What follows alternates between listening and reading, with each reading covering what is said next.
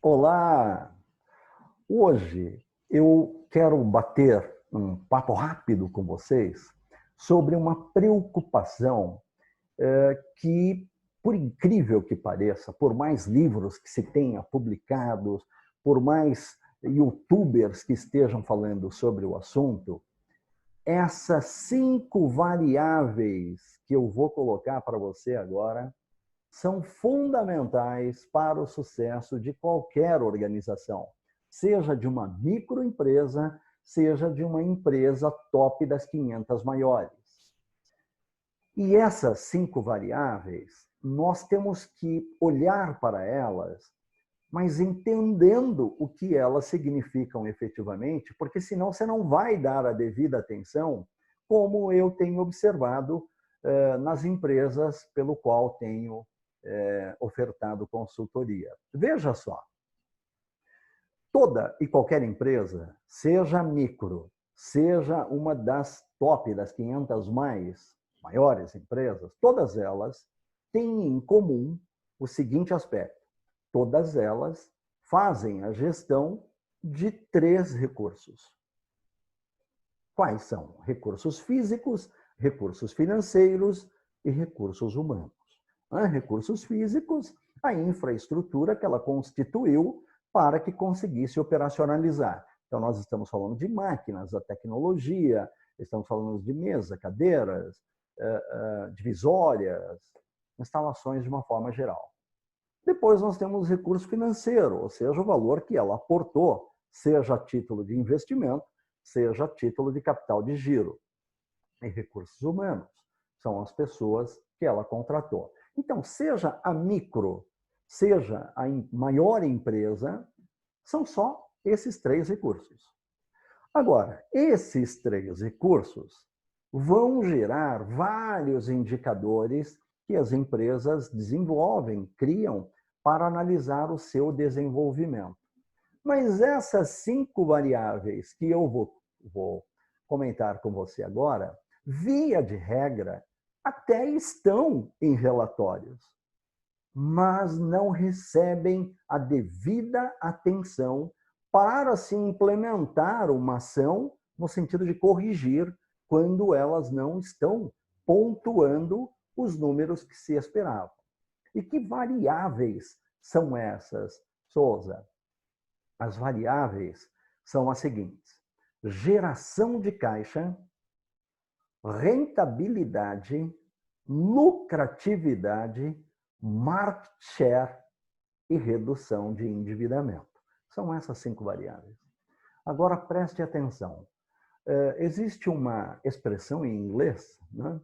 E eu vou falar em expressão em inglês porque boa parte do que se explica em termos de administração financeira e orçamentária, os primeiros teóricos, digamos assim, eles eram americanos, né? Então se utilizava muito, né, nas faculdades, um autor chamado Lawrence J. Gitman.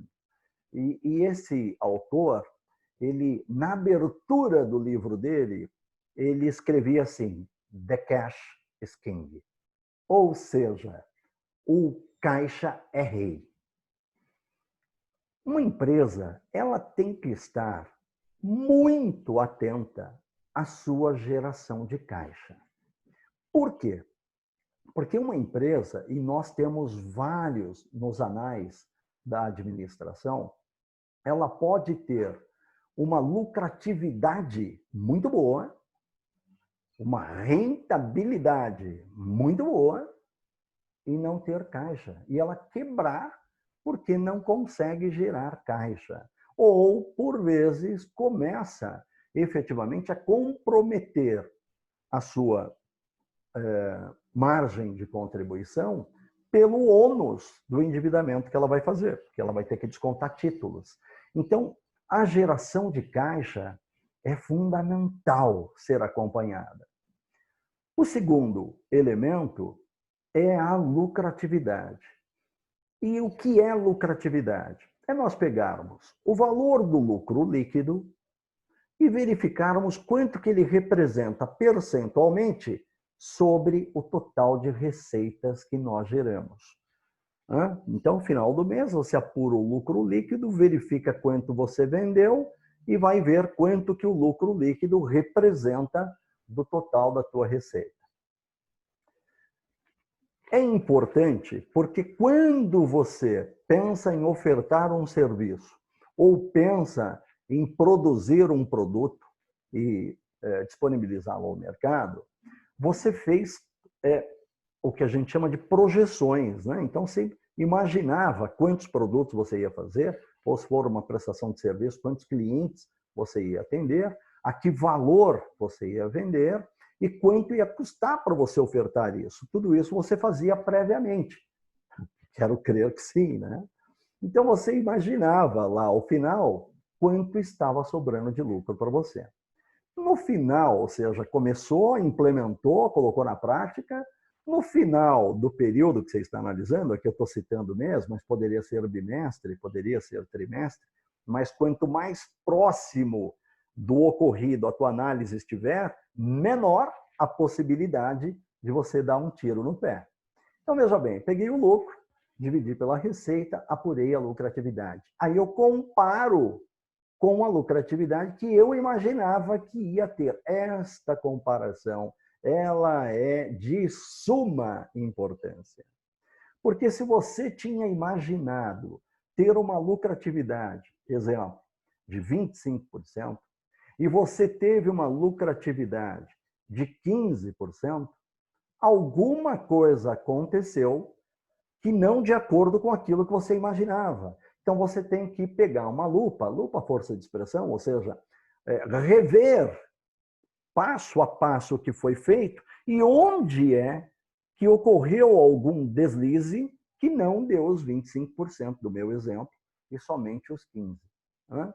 Então, isso é fundamental.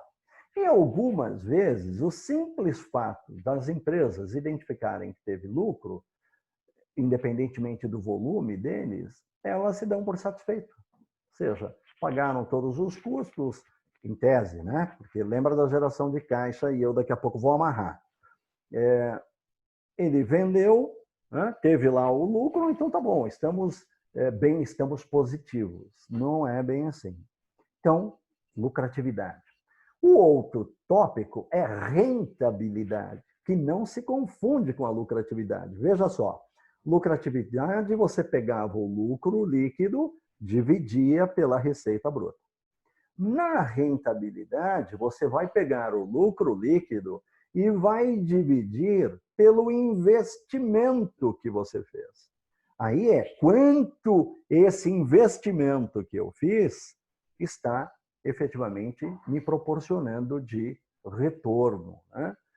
E isso é fundamental, você não confundir a lucratividade com a rentabilidade, porque na prática você tem várias empresas que são rentáveis e não lucrativas, e outras que são lucrativas, mas não chegam a ser rentáveis. Então, eu tenho que tomar um cuidado muito grande, porque senão daqui a pouco eu me perco, né? E aí eu fico tratando ou só da rentabilidade ou só da lucratividade, e isso vai resultar num problema, você pode ter certeza. No médio e no longo prazo, você vai ter um problema. Então, vimos aqui importância da geração de caixa, importância da lucratividade, importância da rentabilidade, e agora vamos falar do market share ou de participação de mercado. Por vezes, as empresas se perdem um pouco, em especial as médias para as pequenas, mas dependendo da área comercial das grandes, ela também acaba dando um tiraço no pé. Eu vou pontuar cada uma delas. Veja só, o que é a participação de mercado? Vamos pegar um exemplo bem simples e depois a gente analisa nos outros, né? Vamos imaginar que você tenha uma padaria, tá bom? Você tem uma padaria e aí, como nós estamos falando de um pequeno negócio, né? Você pega a padaria, cria um raio, né? Raio, você imagina uma linha reta, né? Então, você faz uma linha reta de 5 quilômetros, pode ser mais ou menos, mas para uma pequena empresa 5 quilômetros, e aí você fecha um círculo ali, né? Isso é o raio, faz 5 quilômetros e fecha. E aí você pensa assim, quantos habitantes eu tenho neste raio de 5 quilômetros? Aqui, a título de exemplo, vamos imaginar que você tenha 5.000 pessoas, tá bom? Habitando esse raio de 5.000, de 5 quilômetros. E essas 5.000 pessoas, quantas pessoas eu tenho no meu estabelecimento que estão dentro desse raio que eu imaginei? Vamos imaginar que você tenha 500 pessoas que frequentam o teu estabelecimento. Então, 500 pessoas representa 10% das 5.000. Então, a tua participação de mercado neste raio que você imaginou é de 10%. E aí começam as preocupações de quais ações implementar no sentido de aumentar esse market share, ou seja, essa participação de mercado. E aí as análises são várias, né? Então vamos lá. Primeiro, eu estou atendendo a contento esses 500 pessoas, quer dizer, os produtos estão sempre disponibilizados para ela, estão sempre fresquinhos, no exemplo da padaria, né? Estão sempre fresquinhos. Eu consigo aumentar a minha capacidade de produção de pães, de lanche, de variedades. Eu tenho dinheiro para investir numa diversificação dos produtos que eu ofereço hoje para eu aumentar esses 10% de market share? E vamos imaginar que a resposta é sim, eu tenho. Então, ótimo. Então, agora você vai pensar numa estrutura de como implementar um plano mercadológico para expandir isso. Mas veja o que eu fiz primeiro. Eu primeiro identifiquei a minha empresa onde está, qual é o mercado que ela atua, e aí nós fizemos os 5 quilômetros, e quanto eu detenho desse mercado. Então, vamos lá, tenho 10% desse mercado, até porque tem outras padarias nesse sentido. Aí eu verifico se eu quero aumentar a minha participação ou não. E óbvio que você vai atrelar a esses 10% de participação de mercado, quanto que ele representa, qual é a tua lucratividade com os 10%. E, efetivamente, qual é a rentabilidade que você tem. Bom, e para eu expandir isso, de novo, enquanto eu estou imaginando aumentar o meu lucro, e qual é o investimento adicional que eu teria que fazer para poder calcular a rentabilidade, para saber se vale a pena ou não. E ainda, talvez eu nem precise investir nada, porque eu esteja trabalhando abaixo da minha capacidade de atendimento ou de produção, né? Para ficar um termo mais familiar. Então, veja só, geração de caixa, lucratividade, rentabilidade, market share e agora redução de endividamento. Via de regra, as pessoas costumam dizer assim, olha, nem sempre pegar dinheiro de terceiros é ruim. É possível crescer pegando dinheiro de terceiros. Quando eu estou falando de terceiros aqui, instituição bancária, né? Ou uma fonte, no Brasil em especial, é instituição bancária. Não, eu concordo com você. Mas a análise que você tem que fazer é assim, este dinheiro que eu vou pegar no banco, eu pegarei a que taxa? Tá? Presta atenção. Eu pegarei a que taxa? Vamos imaginar que eu vá pegar uma taxa de 2... Souza, isso não existe. Tá bom, então vamos falar. Vamos imaginar que você pegue uma taxa de 5% ao mês, tá bom? Então, eu estou pegando esse dinheiro para investir na empresa, porque eu não tenho para ampliar. Vamos até pegar o meu exemplo da padaria. Eu vou ampliar essa infraestrutura e eu vou aumentar a minha lucratividade em 30%. Vou aumentar a lucratividade em 30%. Ora, aí, se eu vou pagar 5, então maravilha, porque você está criando algo que no meio da administração nós chamamos de alavancagem financeira. O que é alavancagem financeira?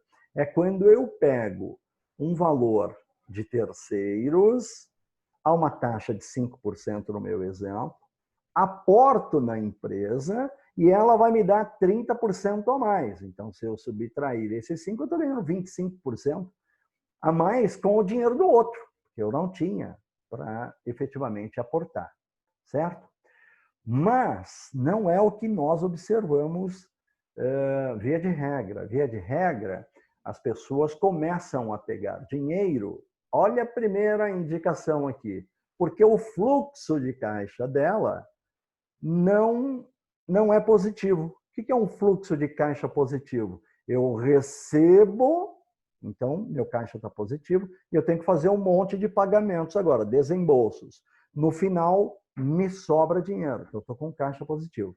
Se eu vou buscar dinheiro no banco para suprir um fluxo de caixa negativo, eu estou corroendo a minha margem de contribuição, ou seja, o valor que fica da operação para pagar a minha estrutura física e depois que eu pago a estrutura física que gera lucro. Então vai comprometer a minha lucratividade. Neste sentido, a captação de dívida, ela é negativa. E se ela é negativa, eu tenho que primar pela redução de endividamento. Ah, ok, Souza, então se eu tenho dívida com o banco, olha, eu tenho que ter como preocupação primeira reduzir o endividamento. Não. Sua preocupação primeira tem que ser tornar o seu caixa positivo. Esse é o ponto. E como é que eu faço isso, Souza? Eu tenho que verificar o que nós chamamos de ciclo operacional para depois você apurar o teu ciclo financeiro. Confundiu um pouquinho. Tá bom, então vamos lá. Vamos imaginar que você seja um varejista, tá bom? Então você compra mercadorias e você vende essas mercadorias, certo? Então você comprou essa mercadoria entrou no teu estoque. Ela vai ficar um tempo lá no teu estoque para você ir vendendo. Quando você vende, via de regra, você vende com prazo. Não, eu vendo tudo. Quer ver? Olha que perigo. Não, eu vendo, a maior parte das minhas vendas são vendas à vista. Tá bom. Vamos pegar um exemplo simples aqui, ó. Quanto você vende por dia? Ah, eu vendo 100. Desses 100, quanto que você recebe por dia? Bom, eu recebo no cartão de débito. Bom, então aí você já não recebe esse dinheiro. O cartão de débito, cada bandeira tem um delta para colocar esse dinheiro para você lá. Certo? Dependendo do volume, será de 2 dias, dependendo do volume, a cada 3 dias, e você tem que ter um bom volume para que ela coloque na sua conta no dia seguinte. Então você já tem um delta. Aí, ó. É esse importante. Então, a sua operação é o tempo compreendido entre o quanto a mercadoria ficou no estoque e do momento que eu vendi, quanto tempo ela levou para entrar no caixa. Isso é o ciclo operacional. A quantidade de dias que a operação levou, desde que eu comprei até esta mercadoria que eu comprei se transformar em dinheiro. Este é o meu ciclo operacional. E o que é o ciclo financeiro, Souza? É que, por vezes, eu compro de fornecedores que me dão prazo também. Então, eu subtraio isso. Vamos pegar um exemplo bem prático, tá bom? Ó, imagina eu vou colocar bar, né? Eu não sei qual termo que você usa, mas pensa num bar de bairro, ele compra da Coca-Cola, tá bom? Então ele compra um fardo de refrigerantes lá da distribuidora. Muito bem. Então ela entrega para ele e diz assim, ó, você tem 7 dias para pagar, tá? Então, ó, 7 dias para pagar. Este fardo chegou no barzinho e levou 15 dias, essa mercadoria ficou 15 dias para que ela efetivamente esse fardo terminasse. Então, prazo médio de estoque, 15 dias. E quando as pessoas pagaram para mim, todos pagaram com cartão de débito, e eu levo 3 dias para receber esse dinheiro que eu vendi. Então, prazo médio de recebimento de vendas, 3 dias. Então, 7 dias de estoque, mais 3 dias para receber, eu levei 10 dias. A minha operação de comprar os refrigerantes e esses refrigerantes virarem dinheiro no caixa levou 10 dias. Mas a distribuidora de refrigerante me deu 7 para pagar. Então, 10 menos 7, 3. Então, durante 3 dias, eu estou bancando a operação. Tá vendo? Então, eu tenho que ter dinheiro no caixa. Porque se eu não tiver o dinheiro, eu efetivamente entro numa derrocada. Vamos dar um exemplo maior? Vamos imaginar que esta mercadoria do estoque levou 10 dias para eu gerar a venda disso, tá? Para sair do estoque. E a bandeira me paga em 7 dias. Então, 10 dias mais 7 dias, 17. E a distribuidora me deu 7. Então, ó, 17 menos 7, 10 dias eu vou ter que bancar. Então, o teu ciclo financeiro é positivo, o que implica dizer que você tem que ter capital de giro para você bancar esta operação. E se você não tiver capital de giro, é aí que você vai ao banco e vai pedir uma operação, uma linha de crédito. E, inclusive, o título é esse: vou pedir uma linha de crédito para capital de giro. Então, aí você já começa a pagar juros. E estes juros você não tinha considerado lá atrás. Então, isso vai comprometer a tua lucratividade. E não vamos nem falar em rentabilidade, porque você não fez investimento nenhum aí, né? E é esse sentido que já começa a criar a diferença. Perfeito? Então, você tem a redução do endividamento. Neste caso, seria fundamental que eu otimizasse as minhas vendas e tirasse isso, porque eu não captei o dinheiro para investir, onde vai aumentar o meu lucro, a minha participação do mercado, gerando um número maior que se eu estivesse trabalhando no patamar anterior. Tá bom? Então, veja só, pessoal. Qual é o alerta desse bate-papo de hoje? 5 variáveis que, independentemente do tamanho da organização, ela tem que estar atenta. Vamos repetir? Geração de caixa, lucratividade, rentabilidade, market share e redução de endividamento. Tá bom? Espero ter contribuído com a compreensão e importância dessas 5 variáveis. Um grande abraço a todos e até a próxima. Até logo.